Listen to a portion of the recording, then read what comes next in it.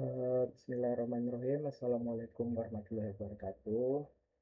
Halo semuanya, perkenalkan nama saya Muhammad Ronald Albar.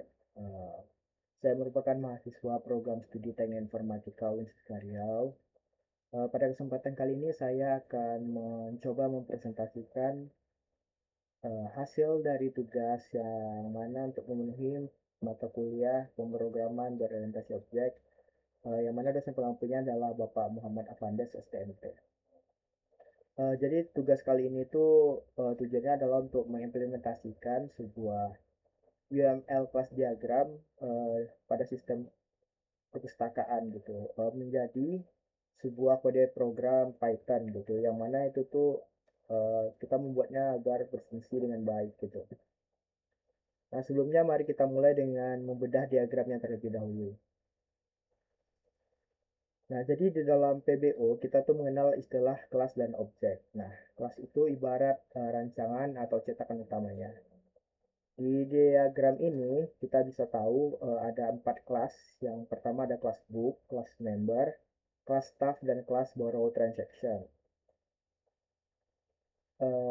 Jadi setiap kelas ini memiliki dua komponen penting. Yang pertama itu ada state, dan kedua itu ada behavior. Nah, jadi state itu adalah sebuah atribut. Nah, itu tuh ibarat identitas bawaan ya. Misalkan tadi itu kelasnya adalah buku gitu. Nah, di state-nya ini kita bisa lihat ada titel atau judul, author, ISBN, dan di sini ada is borrowed. Nah, itu tuh sebuah status yang menandakan apakah buku tersebut sedang dipinjam atau tidak. Nah, di sini untuk kelas member yang menarik adalah dia punya stat atau status borrowed books yang berbentuk list atau daftar. Ini merupakan list kosong yang mana nanti akan menyimpan sebuah riwayat transaksi yang telah dipinjam gitu. Selanjutnya ada yang namanya behavior yang kedua, atau aksi. Ini adalah sebuah metode atau apa yang bisa dilakukan oleh objek tersebut. Contohnya tadi ada di kelas book, di situ ada sebuah fungsi borrow untuk meminjam dan return book untuk mengembalikan. Nah, sekarang mungkin kita bisa langsung melihat kode program yang telah saya buat gitu untuk bisa menjelaskannya lebih detail implementasinya begitu.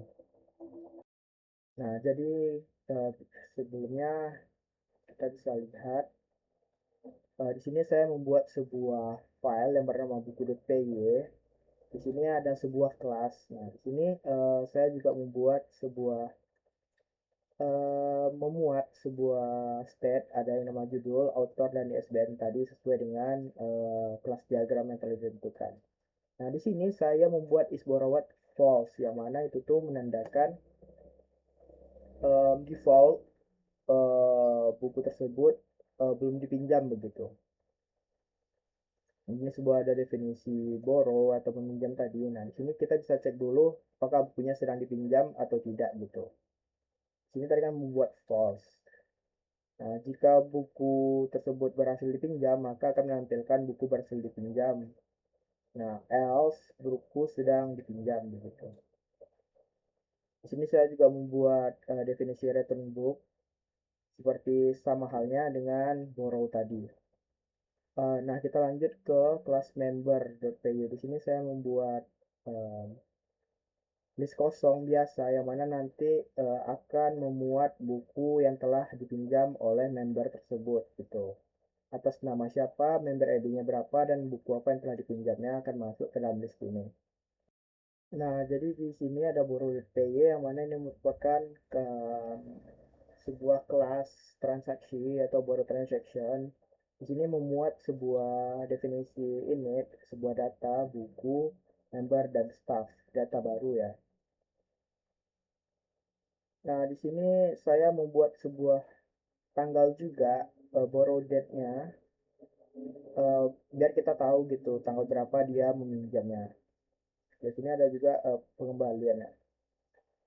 Di sini saya membuat sebuah definisi borrow book yang mana saya menambahkan input yang mana user akan bisa menginputkan tanggal pinjamnya gitu.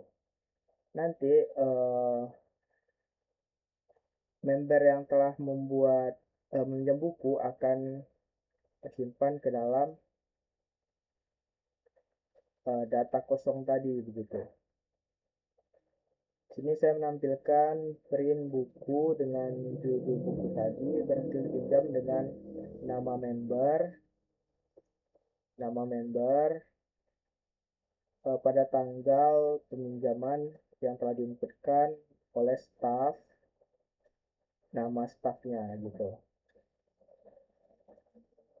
Begini yang ini return book juga sama halnya, tidak ada perbedaan gitu. Mungkin kita bisa langsung saja masuk ke mainnya. Di sini saya sama halnya dengan project sebelumnya, kita tuh harus membuat sebuah pengambilan data yang mana di sini from buku import book. Maksudnya adalah dari file buku.py import kelas buku begitu. Begitu juga seterusnya.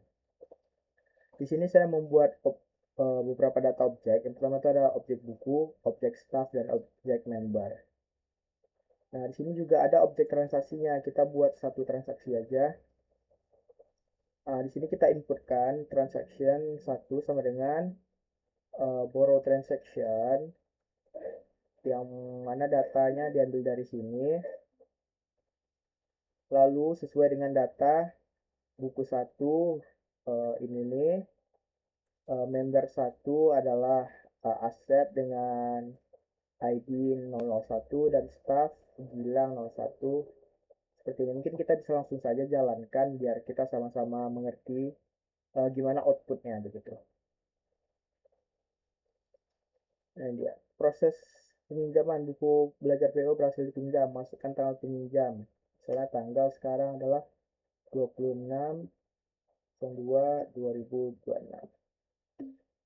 Nah, buku belajar PBO berhasil dipinjam oleh Asep pada tanggal 2006 pada tanggal 26 bulan 2 2026 oleh Gilang. Mungkin bukan oleh Gilang, dengan staf Gilang. Kita perbaiki sedikit.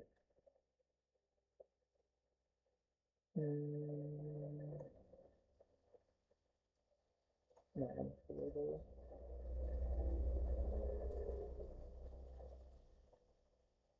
dengan staf Gilang oleh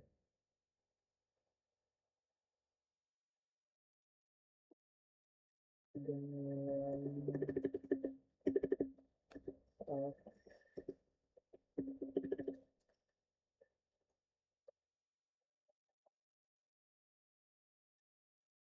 nah, coba kita ulang run.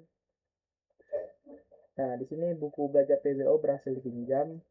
Nah, di sini masukkan tanggal peminjaman 26 bulan 2 2026. Di sini saya tidak menggunakan integer karena nanti mungkin bisa juga diinputkan dengan 26 Januari 2026 misalnya begitu.